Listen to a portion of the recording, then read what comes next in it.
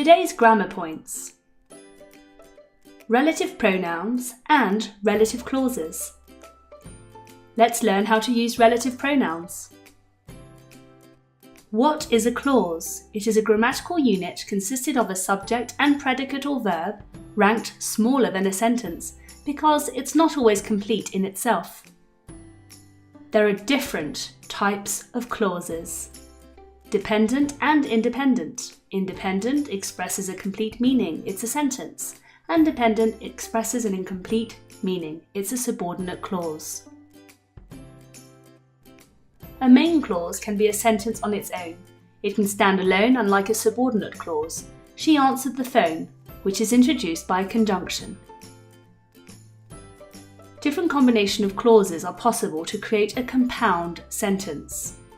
Independent clause 1 plus independent clause 2 equals main clause 1 plus main clause 2. We went to the park and the ride was broken. I really wanted the tomato soup. They only had the leek soup. A subordinate clause depends on a main clause. It cannot stand alone. When it rang, it needs a main clause. She answered the phone when it rang. More combinations of clauses are possible.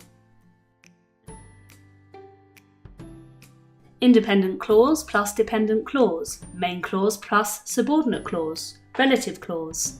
I found a cat that was abandoned. She is the colleague who helped me with the presentation.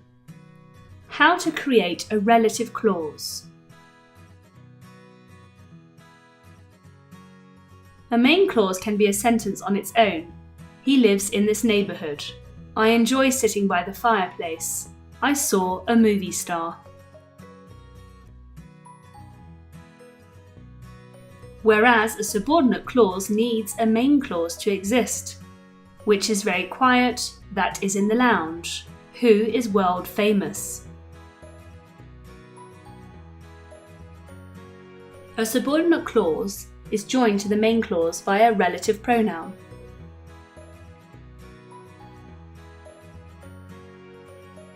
Compound sentences equals two clauses. He lives in this neighbourhood, which is very quiet. I enjoy sitting by the fireplace, that is in the lounge. I saw a movie star, who is world famous. List of relative pronouns.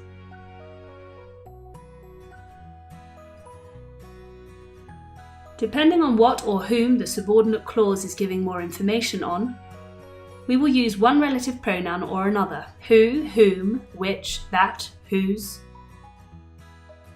For objects, which or that, they're interchangeable. That is the new PC which I told you about, or that is the new PC that I told you about. In spoken English, we can remove the relative pronoun. That is the PC I told you about. For people, who, that for subjects, whom, that for objects. That is the neighbour who just moved in. That is the neighbour that just moved in. That is the neighbour whom I met yesterday. That is the neighbour that I met yesterday.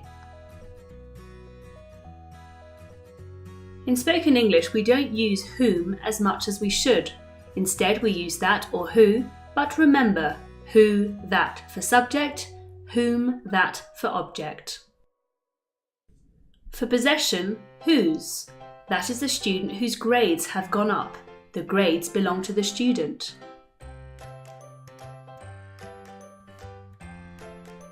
For place, where, in which, at which.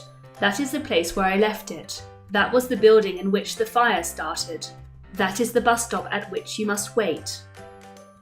For time, when, at which.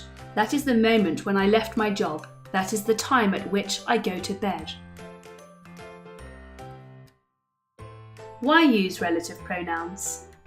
And what to watch out for? Use and common mistakes. To avoid repetition, he has just bought a house, it is new, he really likes it.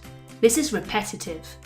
He has just bought a house which is new and that he really likes. This sounds better. Differentiate object and subject. Wrong. He is a person which I trust. Correct. He is a person that I trust. He is a person whom I trust.